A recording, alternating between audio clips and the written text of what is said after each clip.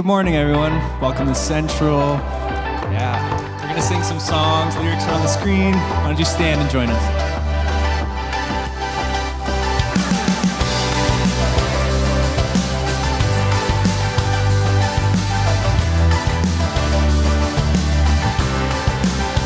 This is the day that you have made.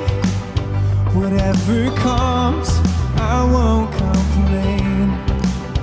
For all my hope is in your name, and now your joy awaits my praise. I give thanks for all you have done, and I will sing of your mercy and your love. Your love is unfailing. Lord, I am grateful.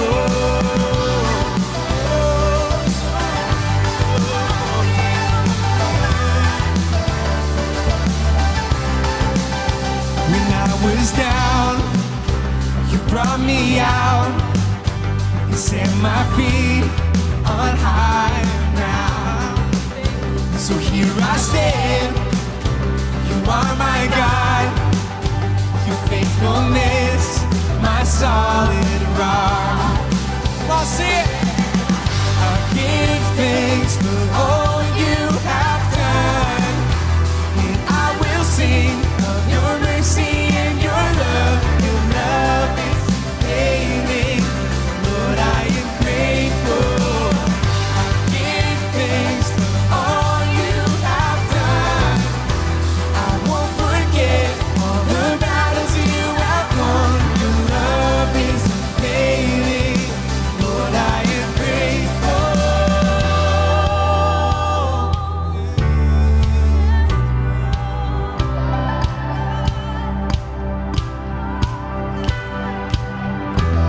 And as we lift our hands, the heavens open, heavens open.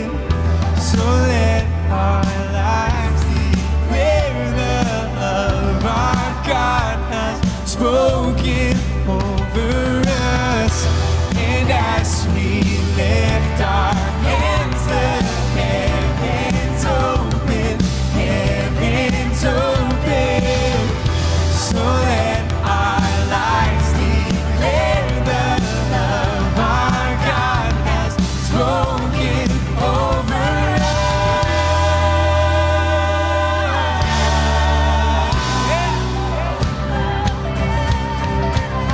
I give thanks. I give thanks for all you have done. I will sing of your mercy and your love. Your love is unfailing. Lord, I am grateful.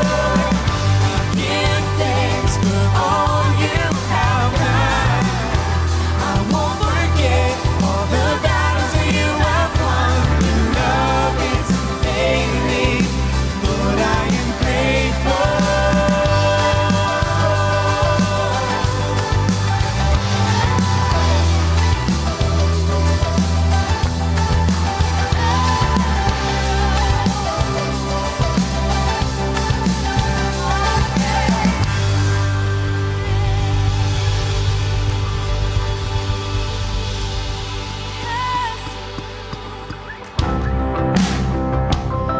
God, we open our hearts to what you would have to do in us today.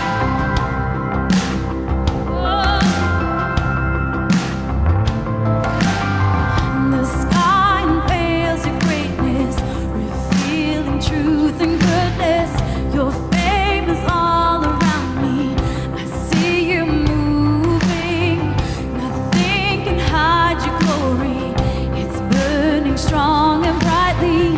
Revival song is rising. I see you moving.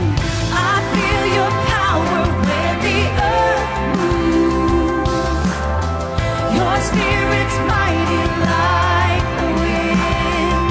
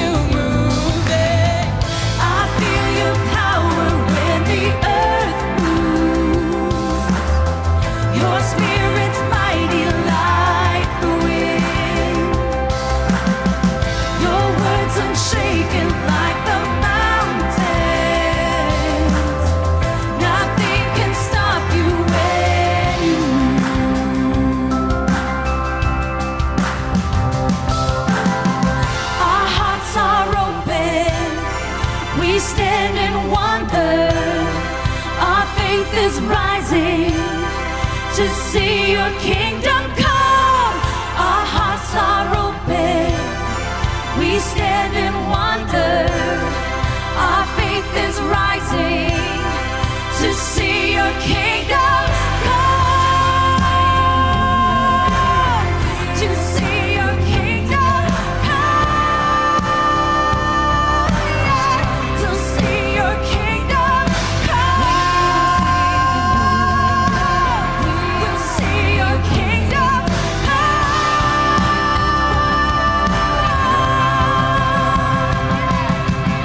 I feel your power when the earth moves. Your spirit's mighty like the wind. Your words unshaken like the mountains.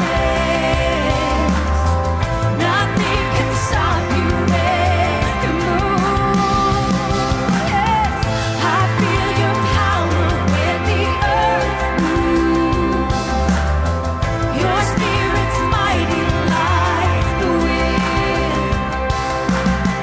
Your words are shaken like the mountains. Nothing can stop you when you move. Nothing can stop you, God. Nothing can stop.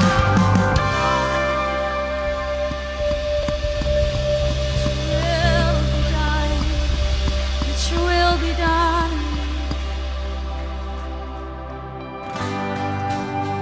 Yes, God.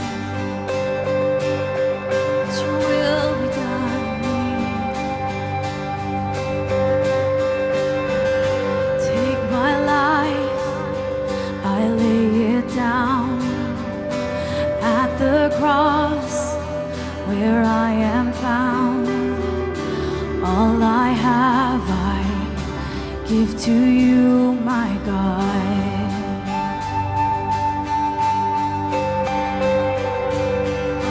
Take my hands and make them clean. Keep my heart in purity, that I may walk in all you have for me. Oh, here I stand, arms open wide. Oh, I am yours and you are mine. Jesus.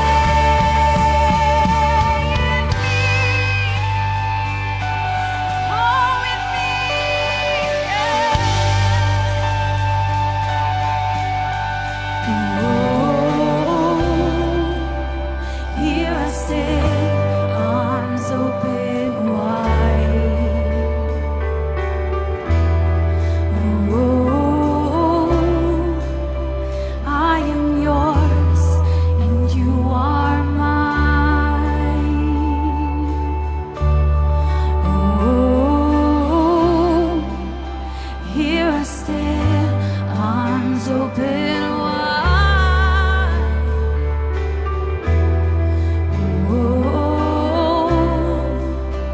I am yours and you are mine. Yes, Jesus, Jesus.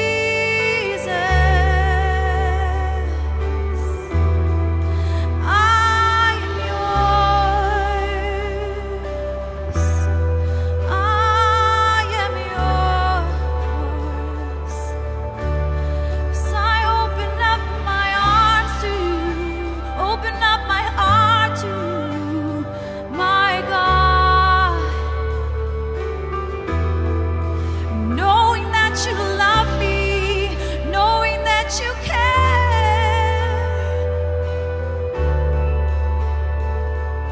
Yes, God, knowing that you care about every detail in our life, knowing that you've been there before, and that you've been faithful every step of the way, and also knowing that you can see ahead and what's ahead of us.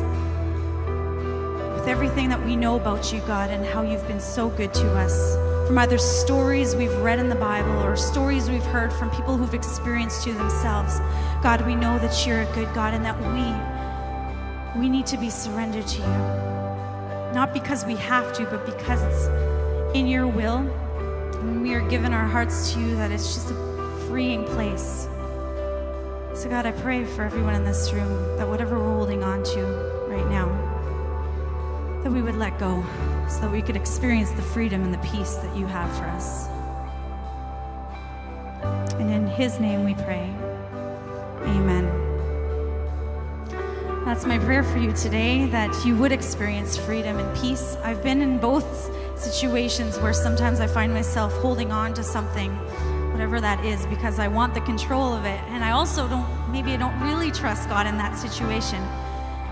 But then when I do come to this side and I do trust him and I do learn to let go, that's when I find freedom. And that's when I've always experienced the peace that I need in my life. So that's my prayer for us today, that we would let go, we would surrender even the hidden parts of our lives to him so we can experience what he wants for us, which is so good. Thanks for singing, everyone. At this time, I'm going to invite you to grab a seat as we continue in our experience. Thanks for singing.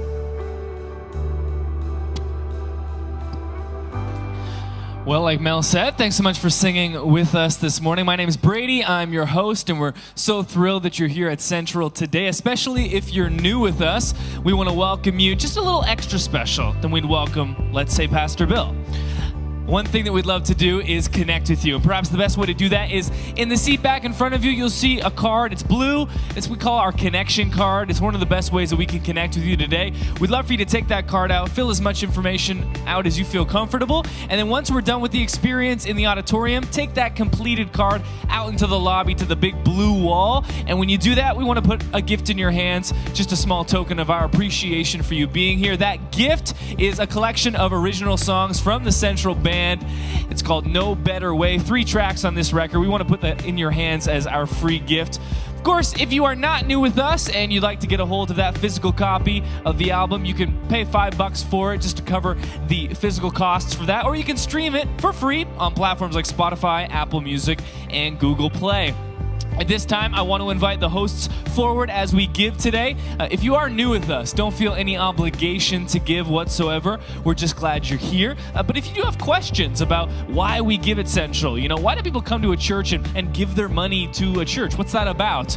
Well, in that same seat back pocket in front of you, there's a card. It's titled Why We Give, and it just details all the reasons why we give here at Central, answers to those questions. We are also in tax season, so we just want to make you aware that during the week of February the 18th, we're going to be sending out your tax receipt. If you gave to Central in the year of 2017, you can expect that being sent to your email inbox. If any of your contact information has changed recently and you want to have that reflected, updated on your tax receipt, make sure to fill out that same connection card, drop it in the plate as it's passed, and we'll update that information for you before we send out your tax giving receipt. Of course, there are multiple different ways that you can give at Central. We're passing the baskets down the rows right now. You can give online, give through text, credit or debit kiosks available in the lobby as well. And as we give, just a couple of brief announcements that we want to cover. You know, we love what we do here at Central, right? This time that we're spending together, 10:30-ish to 11:30-ish, this hour that we have together, very special in-person gathering. But there are 167 hours in the week beyond this Sunday experience, and we want to stay connected with you throughout those times as well. And that's why we put such a big emphasis on our social platforms, in particular, Facebook and Instagram. If you haven't yet connected to us online in those two platforms, we'd love for you to connect with us. Feel free right now. Take out your phone. It won't offend me. Find us on Facebook and Instagram. Follow us there, and that way we can stay connected throughout the week in those other 167 hours beyond this Sunday 1-hour experience. And speaking of ways to connect with us beyond a Sunday morning experience, we've got Encounter. If you were at Encounter last Sunday, you know how inspiring and special of a time that it was. Encounter is a Sunday evening gathering that we do once a month, Sunday evening this month at 6 p.m. on February 25th. And it's an hour just to go deeper into our relationship with God and with our relationships with one another. So we'd love for you to mark that on your calendar, February 25th, 6 p.m., Sunday, right here at Central. We'll see you there for Encounter. With all that being said, we're starting a brand new message series today called Guardrails. You don't know you need them until you need them. We're excited to have you here for that. So take a look at the screen as we kick off this brand new message series.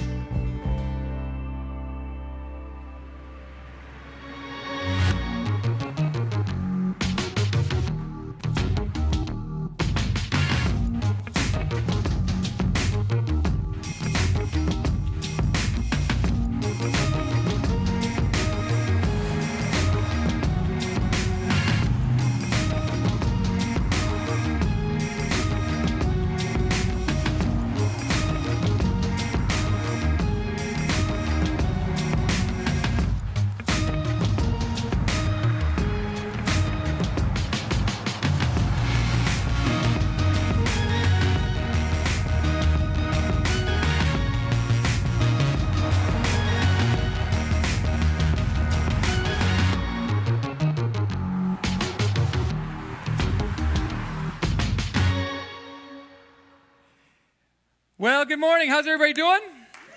Good? All right, well, in case you didn't know, it is Super Bowl Sunday. So if you're watching from somewhere else in the world and you have no idea what that is, it's a pretty big deal around here. So, hey, let's just get this out of the way, right? We all love each other no matter what team. Dolphins, dude. Come on. Wait, what were these jerseys? Okay, so let's just divide the house right now. All Eagles fans, let me hear you. All Patriots fans, let me hear you. Whew. That got ugly quick. We are just so glad that you're here. And no matter what team you cheer for, we're all on the same team, God's team. And if we can serve you in any way, we're just, how many out for God's team? All right. We are so glad that you are here today. If we can serve you in any way, just let us know. Just find someone with one of the blue shirts or go to the great big blue wall. If you're online, just interact with our online pastor. We'll do our very best to serve you today. You know, when I was first driving on my own independently, I decided to go on a road trip. And at that time, we lived in British Columbia. And so I was going to navigate what is considered one of the most dangerous roads in North America. It's called the Coquihalla Highway, number 5 in BC. And it goes through the Coquihalla Pass, through the coastal mountains. It has a peak elevation of 4,000 feet above sea level. And so it's the most beautiful drive. It's scenic, it's picturesque. On one side, you've got these massive mountains, and on the other side, you have these massive valleys. Thousands of feet to your death.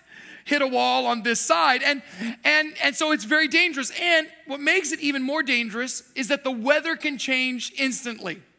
I've experienced this firsthand. You can be driving, it's sunny, and in 5 minutes, it's a whiteout blizzard. You cannot see the road. It's one of the most dangerous roads in all of North America. And as I was driving for this first time kind of independently on my own, feeling this great sense of liberation and absolutely terrified, to be honest with you, I noticed something that, to be quite honest with you, I had never noticed before. And it was a guardrail. And I noticed it because I was kind of getting close to the edge, and I realized if I go off this edge, I am literally dead. There is no way back from this precipice, and people die on that road all the time. But I saw this guardrail, and it had this massive dent in it and paint from a car. I had never noticed nor appreciated guardrails until that moment, because it hit me. Literally, no, it didn't. It hit me that saved someone's life. It minimized the damage. What could have been death was actually just a smaller accident. And here's the deal with guardrails. You don't know you need them until you do. And we don't pay attention to them and we don't notice them. And so for this series, we're going to talk about the guardrails of life. So what is a guardrail? Let's define it for you this morning. Basically, a guardrail is a system designed to keep vehicles from straying into dangerous or off-limit areas. You'll notice that it's not designed to restrict your driving fun. It's not designed to limit you or cramp your style. It's designed to direct and protect you. That's the role of guardrails. And it looks in three ways. There are bridges. So, I don't know if you've ever gone over the Skyway, right? When it's windy and maybe a little bit icy, you're really glad that that guardrail is there. They've actually designed them to be tall enough that you can't actually see over the edge. Because if you've ever stood at the base of our Skyway and looked up, that's a long way down. And so they're meant to keep you from danger. They're also medians. Medians keep us from drivers from hitting us. If a driver loses control on one side of the highway, it keeps them from coming over into our lane and hitting us, and vice versa. But they're also used in curves. Those unexpected turns in the road that if you don't navigate well could cause a major fatality. And so there in life are sometimes unexpected curves. The truth is, all of us navigate situations that if we make a mistake, it's death. Maybe not physical death, but death of a relationship, death of a financial situation, death of something inside of us. We also need guardrails to protect us from each other. I know the people in your life are all nice. I know that. They're all beautiful, wonderful. They only say good things. But sometimes in my life, once in a while, there's a dangerous person. I need a guardrail. And sometimes life throws an unexpected curveball. I didn't see it coming. I didn't expect it. I didn't plan it. But a guardrail will help me navigate that safely. And so guardrails are literally there to direct and protect. One of our passions as a family is traveling. And so we just make that a priority. We go without a lot of things so that we can travel. And we have these bucket lists. And one of the bucket lists that my wife had was to go to Salzburg, Austria. Does anyone know why? What happened there? Sound of music, exactly. The sound of music. I'd rather drive a nail through my foot, but there's we were. We were driving, looking for all the sights, the house where the Van Trapp family sung. And it said no trespassing. Do you think that stopped Carlene? She's not really good with guardrails. We were there taking pictures. We tried to find the hill where the hills were alive. They weren't living. It's a lie. But we did sing. We did sing on those hills and took pictures. And we found the fountain and all this stuff. But if you don't know, Salzburg is actually a tiny, tiny little community. It's not a city. And because it gets flooded with tourists, it's had to figure out a way to protect its citizens. It was built in a time before vehicles. And so all the roadways are very narrow, winding. They weren't thought through. There was no civil engineer. It was just like, okay, we need to get here. Let's kind of make a small way. And so as I was navigating, I'm listening to my GPS. But they got these cool guardrails in Salzburg. They pop up from the ground. They literally do. So you'd go to turn, and these big pillars would rise up, guarding you from going into this area. And the reason was because those were walking spaces. Those guardrails were there to protect the citizens of Salzburg from crazy tourists like us who are driving around like maniacs having no idea what we're doing. And they're also there to direct crazy tourists like us so we can find the places we need to go. And you don't appreciate them until you need them. You don't value them or even acknowledge or recognize your need of them until you're in danger. And so guardrails direct and protect. But we all need guardrails, and this is the reality. And so if you know anything about a guardrail, here's the interesting thing. You don't build a guardrail in the danger zone. By then it's too late. If you are already over the cliff, no guardrail is going to stop you. So even though a guardrail takes up space in the safety zone, even though it's true that maybe the road could be a little bit wider if we didn't have the guardrail, we desperately need it. And here's what we're going to learn in these next 5 weeks. We all need guardrails in our life. We all do. Whether you know it yet or not, the truth is we all need guardrails. For what I do as a living, I talk to a lot of people. And often people will come and talk to me in times of incredible crisis. And let me just be honest with you, the majority of crisis is because they blew through a guardrail. They didn't establish a guardrail. And they went into a space they shouldn't have been. And they live with regret. The regret that honestly, quite honestly, would have, could have, and should have been avoided if they had simply put a guardrail in the safety zone of their life. For whatever reason, maybe they thought they were strong enough, smart enough, a good enough driver in their own way to figure it out, and they find themselves in a ditch. And sometimes it is fatal. You see, we've got this problem in our culture. You see, the truth is that it's true that we all need them, but culture doesn't encourage guardrails at all. As a matter of fact, they resist guardrails. Don't tell me what to think. Don't tell me what I can or cannot do. Don't put a restriction. I'm allowed to do whatever I want. You see, culture is actually content with painted lines. They are suggestions. They're not rigid because we're Canadians and we want everyone to be happy. So we don't want to be too rigid. We don't want to come across too obnoxious. So let's just have a painted line. It's kind of like a guiding principle, right? And so here's one. If it feels good, do it. That is not a guardrail. That is a painted line. Because what feels good to you may not feel good to me. And what you think is good may not be good to me. What happens when we have two goods that collide? Yours is good, mine is bad. We have an accident. Or just in practical ways. I remember the very first time I went to an all-you-can-eat buffet. Now I grew up in Thailand. They don't have these things, okay? So I can remember coming back to Canada, and for the first time going to an all-you-can-eat buffet, and boy, did it feel good going in. Going in. I'll let you fill in the rest of the story. What felt good in a moment felt really horrible in the long run, right? It felt good, but it wasn't good. Or if you've ever been, over the winter, maybe you go somewhere really hot and your body has not seen the sun for 16 weeks, and then you decide to expose it full on for the entire day. Boy, does it feel good. Until 3 o'clock in the morning when you cannot move, you are in so much pain, and there is not enough aloe vera in the universe to satisfy the ache that you feel.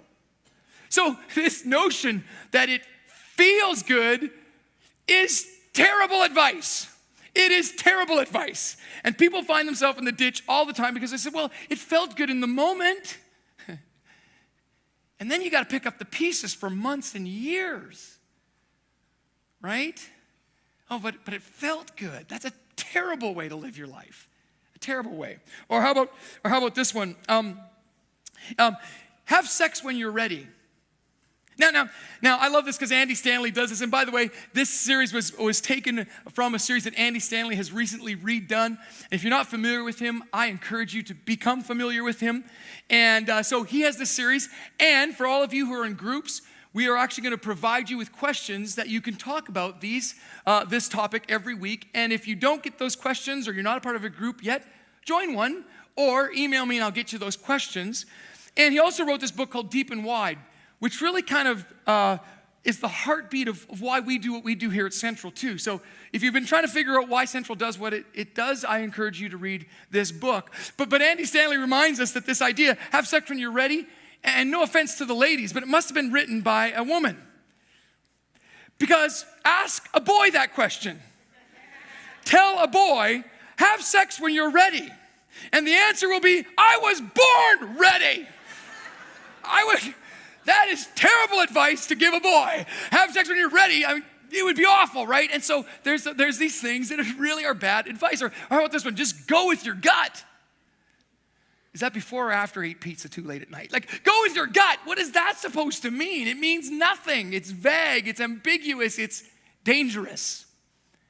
And so culture doesn't like guardrails, but it's contented with painted lines. And here's another thing I've learned about culture. It resists guardrails, but it shames you when you go in the ditch. Don't give me the guardrail, but if you get in the ditch, then I'm all over you, right? Oh, but it felt good. Oh, you're just an addict now. But it seemed right at the time. Oh, she's a home wrecker, right? So culture is all too quick to dismiss guardrails unless you go through one and find yourself in the ditch, and then they're all too quick to condemn you for going in the ditch. Because here's the problem. I'm going to help you out, okay? Culture doesn't love you. Social media doesn't care. They are mechanisms. They are systems that we create, that we fabricate. The reality is that there is someone who cares deeply for you. There is someone who loves you, who not only made you, but designed this world a specific way just for you. The fact that you're breathing this perfect mixture, the fact that you can think and reason, the thing that you can experience and feel didn't come by some fluke. It's rooted in this truth that there's a God who loves you and wants you to experience a great life, who's created a destination and said there's a pathway to follow. And yes, there are guardrails, but you've been told a lie if you believe that God is some restrictive tyrant, that following him is signing your life away, your fun away, signing some contract that you won't do this anymore and you will do this now, and you'll come to church and you'll shave your head and you'll say some mantra and you won't drink root beer. I mean, how ridiculous has it become? The truth is there's a God who, just like a loving father, is so crazy about you that he establishes guardrails. I love my kids. The moment I held each one of them for the very first time, I literally would have done anything for them. And as they grew and as they matured, I established boundaries for their life, not because I was trying to ruin them. The opposite. I wanted them to become functioning, healthy, balanced human beings. So no, it's not okay to punch your sister. No, it's not okay to steal that cookie. No, it's not okay to cross the road when you haven't looked first. No, those things are not okay. Not because I'm restricting you, but because I love you. And so into a culture that just wants painted lines, but is willing to dismiss you when you go into the ditch, there is a God who establishes guardrails to protect you, and when you go into the ditch is willing to pull you out. That's the difference. And that's why we follow Jesus. And so in the Bible talks a lot about guardrails. And so if you have your Bibles today, we're going to unpack in this first series kind of the introduction around this idea, this concept. And so it's found in the Bible in Ephesians chapter 5. If you have your Bible today, I want you to just open up to that. If you have your mobile device, I want you to download the YouVersion app and you can follow along that way. It'll also be on the screens, so if you don't have either, that's okay. And finally, if you don't have a Bible, would you let us give you one? We'd love to do that. Just go to the great big blue wall, or if you're watching online, just interact with our online pastor, and we'll make sure you get one, because this is the roadmap to safety, to life that is full of joy.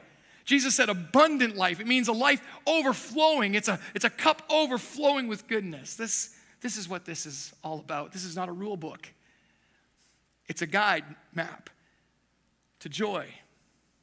So in Ephesians chapter 5, a guy by the name of Paul is writing to a group of people who are actually living similar, in a context similar to ours. There's a lot of things going on, a lot of debate about what's right, what's wrong, and people are trying to figure it out. And here's his advice. And if you're a follower of Jesus today, this is really important. This is kind of a mandate. And if you're not, that's okay. It's just still really, really good advice. And so in Ephesians chapter 5, verse 15, we read these words. It says, be very careful then how you live. This word careful in the original language just means to open your eyes.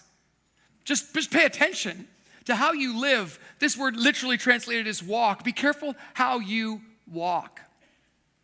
You may not know, but as a church family, we're involved all over the world doing all kinds of things. And one of the areas that we're involved with is in Cambodia. And in Cambodia, especially in the rural areas, there are a lot of kids who are doomed to a cycle of poverty unless someone steps in and breaks it with them or helps them break it. And their problem, one, is that they don't get an education. Many of them have to work in the farms in order to sustain their family, and so they don't get the opportunity for an education. And so they're kind of destined to do that for the rest of their life, repeating the cycle generation to generation. Another major problem that they have is that because they don't have clean sanitation, things that you and I take for granted, like clean drinking water and a sanitary washroom facility, they get sick a lot. And because they're sick, they gotta work and cover for each other. And so we've decided that we could do something about that. We may not be able to do something for the whole world, but we can do something for that area. And so we've partnered with a group of great organizations, and just so you know that when you give to Central, a part of that is to make this happen. And so we go into these rural villages. I mean, they are rural. Houses still on stilts. I mean, and we go into those spaces and we work with them. We don't just give them things for free. They actually have to raise some funds, and we partner with them. And they as a family come and they build a clean sanitation system that filters water in an organic way, so they don't have to drink dirty water and get sick anymore. And then we help them build latrines so that their family can have a safe place to get rid of the waste. And then we give the kids school backpacks and uniforms, because in Cambodia, you're not allowed to go to school if you don't have a uniform. But if you can't afford a uniform, you can't go to school, so your kids can afford a uniform. So we give uniforms, and we give school supplies. And then we realize that their parents have to figure out a way to make it manage it when they're away. So we give micro loans, small loans, so that they could learn to manage their farms more efficiently. We do training and equipping. We do that for them so that their parents then can send their kids, and their kids can break the cycle of poverty in their lives. It's powerful. It's beautiful. And you're a part of that. You're a part of that. But the interesting thing about Cambodia is that during the surge of the Khmer Rouge, back in the 70s and 80s, thousands and thousands of people were massacred, just slaughtered. All the intellectuals, all the people who were of different ethnic tribes were massacred. And if you've ever read the book or seen the movie The Killing Fields, that all took place there. And in order to control the population movement, to restrict it, the Khmer Rouge put landmines everywhere, like everywhere you go, in fields, on roads. And so for kids, it's still a danger to this day.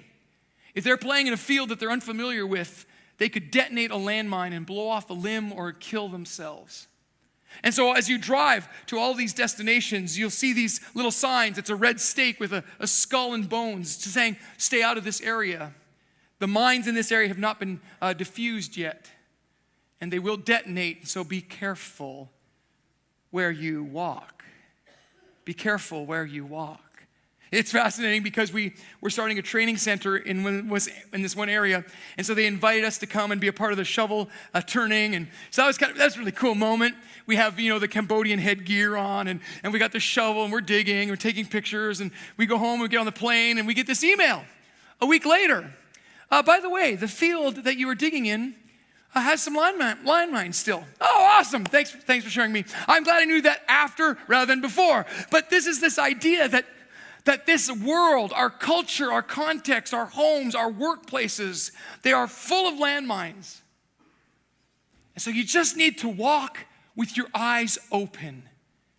You just got to be aware of where you walk, how you live. Why? Because you can't be unwise. You have to be wise. This idea isn't about being intelligent. It's true that there are some of you in this room that are much smarter than me. It has nothing to do with your intelligence. Wisdom is the understanding of where you're at and where you want to be. I love the way Andy Stanley says it. He says, when you face a situation, ask yourself, what is the wise thing to do? And to help you navigate that question, reflect on your past. Leaning on my past experience, what is the wise thing to do? So if you went there and that happened and you don't want to happen again, maybe the wise thing is don't go there again. If you watched that and it did this and this is the end result, maybe don't do that again. You hang out with them and that happens, maybe don't do that again. Based on my past experience and my current situation. My current situation, so you have an opportunity to buy something you've always wanted, but your bank statement tells you you can't afford it. Your past experience says, man, I keep getting into debt, and Visa loves me when I don't have enough money, but what they really love is my money more than me, and they want to take it. And so I'm going to go into debt even though I don't have it. But there's a third part to this too, based on your past experience and your current situation, but also on your future hopes and dreams. So if that decision right now is going to keep you from something in the future that you want, that you know is a hope and dream in your life, just don't do it. This is actually common sense. And unfortunately, that isn't so common these days. So based on my past experience, my current situation, and my future hopes and dreams, what is the wise thing to do? Be careful. Be careful. Just be careful. It's not a condemnation. It's not a judgment statement. It's a loving warning. Just pay attention. This isn't flippant. You're playing with your life. And so live as wise. Why? Because making the most of every opportunity, because these days are evil. Now again, us in our Judeo-Christian worldview have been taught that evil is like really bad things and really bad things that offend God. And that's not what this word is at all. This word actually is a warning against the things that will hurt you. Okay, if you ever had little kids, and you remember that stage, if you've had them, where they love to leave all their sharp toys lying on the floor, right? And as you get a little older, you might need to go to the washroom in the middle of the night, right? And so you get up in the middle of the night and you are navigating your way to the bathroom. It should be a safe, free zone, but you step on something. It is sharp. It hurts. You howl. You scream. You say words you shouldn't. And that's this word. It's this idea of the things that will actually hurt you. The things that if you aren't aware, if you don't have the lights on, you're going to step on and they will hurt you. It's a loving father saying, please don't stick your hand in the blender. That might hurt you. Please don't stick a knife in the light socket. That might hurt you. It's this loving reminder that there are landmines all around us because the days are evil. So how do we respond? Next says, therefore, do not be foolish. Do not be foolish. Just don't think this is a game. Just don't think it's trivial that, it's okay. It doesn't matter. There's no consequence. Don't be foolish. Oh, it doesn't matter. Yeah, it does. It matters a lot. Oh, you know what? I'm still young. I'll smarten up when I'm older. You might not get older. And if you do get older, you might make regrets that you can never recover from. Don't be foolish. Don't think, that won't happen to me. That happens to losers. I'm not a loser. Don't be foolish, but understand what the Lord's will is. I love this word. It means to turn the light on. Turn the light on. The thing is, I'm sure you're powerful and strong, and I'm sure you've got it mostly together. But I know enough about us as human beings that there are situations and circumstances that in the dark we will stumble on every time. And so we need a source outside of us, something bigger, something greater, someone that can see past, present, and future and can help us navigate like a light. Hey, maybe that's why Jesus said, I am the light of the world. But understand what the Lord's will is. What is God's will for your life? That you'd experience all of it to the fullness. Jesus uses this word of a cup overflowing with goodness. Think of your favorite beverage in the never-ending cup at the restaurant. You can just drink and drink and drink. That's this word, this image that God wants you to experience life. Not restrict it, but to keep you from ruining it. And so live defensively. They teach us to drive defensively. They should teach us to live defensively, right? Because you drive defensively, here's what they teach you. One, just be aware of your surroundings. Like, just look. Don't text and drive. Oh, sorry, should I say that again? Don't text and drive because you're not aware. And not only are you a hazard to yourself, you're a hazard to everybody else. If you can't do it for you, if you don't like your life, please like the lives of the people around you that you might hit. So live defensively, or you may end up in a place you don't want to be. You may end up somewhere you said, I thought this would never happen to me. I thought I was better than this. And can I just tell you something lovingly? I've lived long enough, and I've seen enough painful stories to tell you that some of the people who thought they had it all together were the ones in one slip threw it all away. In one moment that felt good, in one moment where they went with their gut, in one moment where they thought they were ready, they lost everything. And if they just had a personal guardrail, if they just had a financial guardrail, if they just had a relational guardrail, they would have saved themselves a fatal blow in their life. And so Paul goes on and he uses an example. And it's just an example because really you could fill anything that would take you off the road in this statement. And so he says, do not get drunk on wine, which leads to, I love this phrase because it emphasizes this really important truth that one thing leads to another thing, right?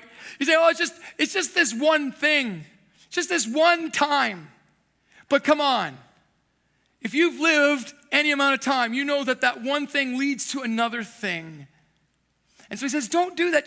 Just be aware. Just pay attention. You know. And you know where that leads you. You know because you've lived it over and over again. You know what happens when you do that. You know what happens when you say that. You know what happens when you go there. Why do you keep doing that to yourself? The Bible uses the analogy of a dog going back to its vomit. It's this really kind of disturbing image, but that's what it's like. Why? Open your eyes. Turn on the lights. Be wise because you're worth so much more. You weren't designed to be a broken wreck in a ditch. You were designed for freedom. So one thing leads to another. So he says, don't get drunk on wine, which leads to debauchery. Again, this is just a really long word to mean the place you don't want to be, the cycle you don't want to be in, the brokenness that you didn't ask for. Instead, the great news, the great hope is that there's an alternative. This is the best news you're going to hear today. It doesn't have to be that way. There's an alternative. Instead, be filled with the Spirit. And again, if you're not familiar with the language, it is spiritual language, but here's what it simply means. This word spirit is the Greek word pneuma, which means wind or violent force. And it's a reference to God's presence and his power. I don't know if you've ever been in like a really strong windstorm, right? And you feel the wind, it's present, you're aware of it. It's this idea that even though God is invisible, you can have access to this presence and this power that will direct your life. And if you're just willing and humble and honest enough to say that I can't drive my life on my own, I tried and I continually get wrecked, and you're willing to just move over to the passenger seat and let God step behind the wheel, he will take you to places that you never imagined. You see, you will see things you never thought you'd see. You'll experience things that are beyond, I promise you, your wildest bucket list. But you gotta let him drive. You gotta let him drive. When we were in Europe, one of the coolest parts actually about being in Europe is we rented a vehicle. And so we drove through Salzburg, but we also drove to a couple other places. And when we go on a trip, I say to all my family, where would you like to go? You pick a spot, and then I pick a couple spots. And I like to pick spots that nobody's ever heard of. And I like to pick these spots, and sometimes they're really great. Actually, usually they're pretty awesome. Hey, Reed, you're sitting there. You know. And so I picked this one place, and it was kind of out of the way. Actually, it was a lot out of the way. And I can remember the kids all the way, why are we going out of our way? They wanted to, you know, that we were in Rome and we were driving around the French Mediterranean. They wanted to get to Spain. I'm taking them on these side tours. They're like, why are we doing this? And we go to this place called Cinque Terre, you know. You've heard of that? And we went to this place called Colmar in France that I'd never heard of. It's stunning. We went to this place in Switzerland called Grindelwald. And all of them were out of our way, but all of them were breathtaking. And the whole time, you know, you're thinking, where are we going? Like, what am I? I'm on the right road. It's sometimes frustrating. You're not sure. But when you trust the driver and the driver knows where he's going, he's going to take you to a place. Yeah, that was the problem. He's going to take you to places you never thought or imagined. Can I just tell you a little bit about my story? Just a bit. When I was 17 years old, I realized that if I kept going, I'd been in a few ditches already, and I realized if I kept going, I was gonna ruin it all, and I didn't want that. So at 17, I just said a simple prayer: God, I'm gonna let you lead my life. Not what other Christians think I should do, not what other people want for my life, not even what I think is best for my life. I'm actually gonna trust you. And man, the places I've gone, the things that I have seen. And people say, oh, you're just lucky. No, I'm not. I'm not lucky enough, smart enough, good enough. I just know what it means to get out of the driver's seat and say, God, you take me there. How do you think I ended up here? I didn't even know where St. Catherine's was. I'm sorry. I was a BC kid. I remember driving through it once to get to Niagara Falls. Honestly, that was it. But when I got here and I got off the plane and we drove into St. Catherine's, I just knew. It was like that presence that every once in a while just protects me. It's that presence that when I'm doing something I shouldn't, says, Bill, come on, you're better than that. You don't need to do that. That won't satisfy you. You know it. It's that voice that encourages me to open my mouth when I want to be silent and shut my mouth when I want to open it. Do I listen to it all the time? Oh no, man. My road, my guardrails are all damaged and dented and scraped with paint from the body of my car. But I've never gone off the road. Because every time I try to take that wheel, he says, are you sure you want to do this? You know, it's like the backseat driver who, you know, is always panicking. Now, I'm not going to throw my wife under the bus because that wouldn't be fair to her, but just saying, hypothetically, backseat drivers who like to tell you how you're driving and tell you to stop. And, you know, my favorite is when they put their hands on the dashboard. You know, they're like they're stepping on the brake, you know, and watch out. And you're like, there's nothing around. But I gotta tell you something? She saved me from some serious accidents a couple of times. I'm a pretty good driver, but I'm not a perfect driver. And there are times I'm a little too close and someone in front of me stops on the QEW, and if she didn't say something, I would have gone right into them. There have been times when we're driving maybe through the night and I'm feeling really sleepy and tired, and she'll say, hey, Bill, are you awake? You know, stay awake, stay alert. I need her. And as much as I need her, I need God in my life. Because every time I try to take charge, it just doesn't go well.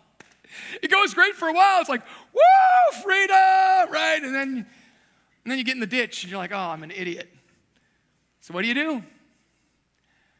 Freedom in the ditch. Oh, I'm an idiot. The freedoms get shorter. You're only left with an F at the end. So,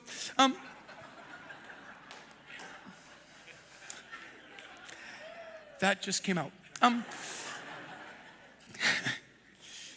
So be filled with God's Spirit.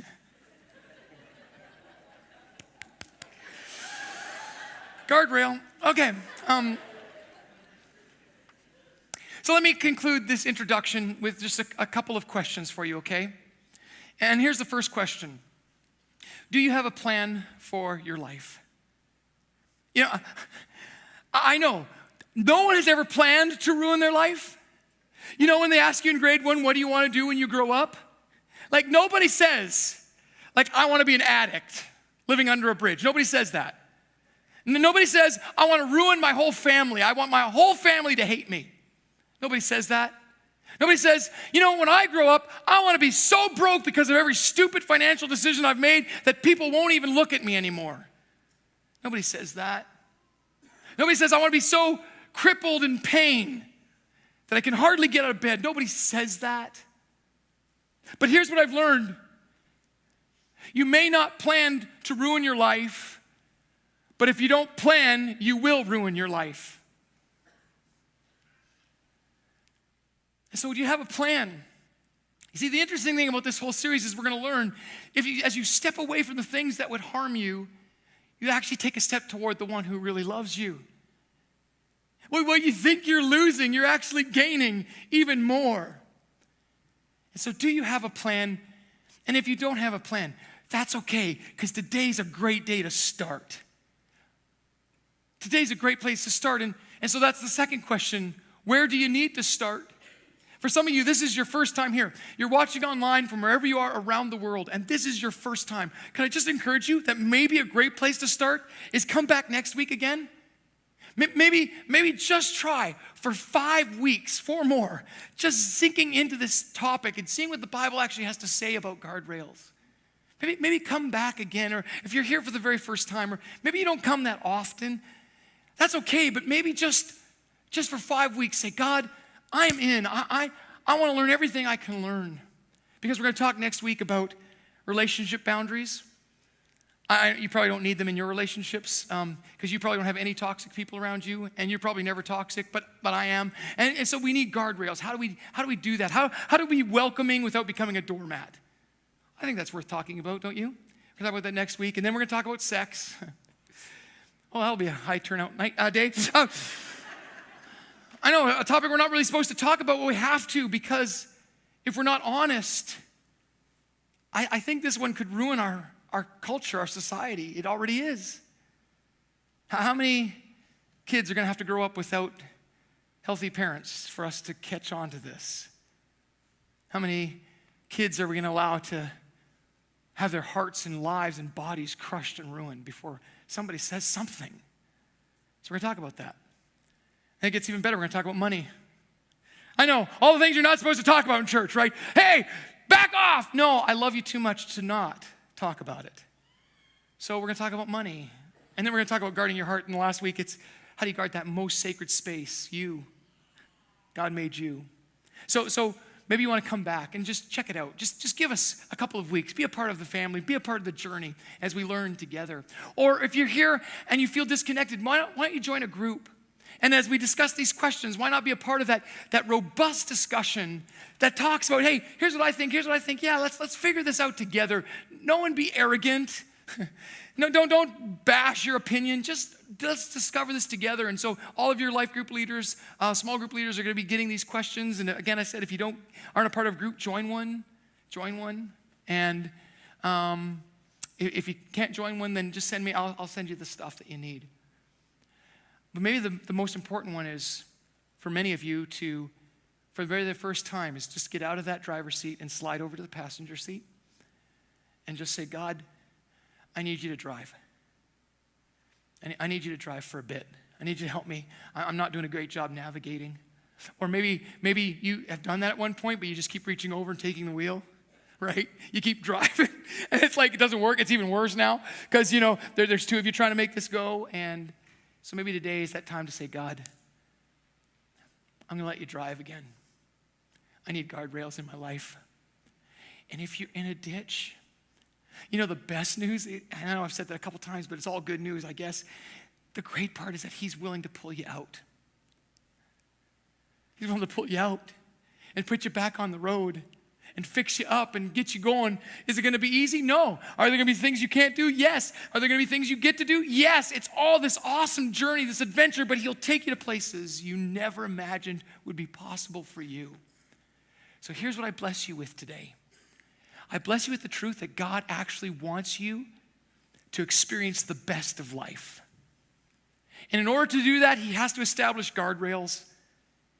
He has to lovingly correct you when you're going in places you shouldn't go and show you the curve and may help you navigate that and stay away from the danger zones and keep you from dangerous people and the dangers within yourself, your own heart. But it's because he loves you. And so today, I want to encourage you, if you'd like to start that journey, or you need to re-engage in that journey, there's going to be a prayer team here at the end, or you can take the connection card that's in the seat in front of you, fill it out, drop it off in one of the 4 boxes on your way out, or go to the great big blue wall. And if you're watching online, just interact with the online pastor. Just say, I need God to take over.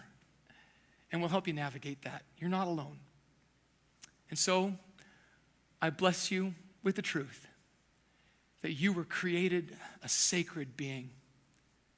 That you're not here by chance or coincidence, and that your life has meaning. And that meaning isn't rooted in what you think. The meaning is actually rooted in the one who created you.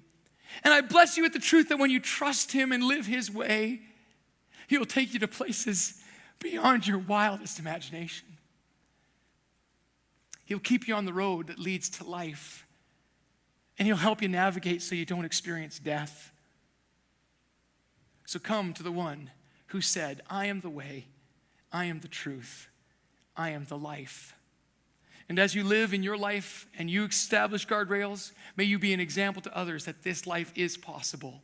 It is possible to navigate with joy and peace and hope and love in a world that is broken.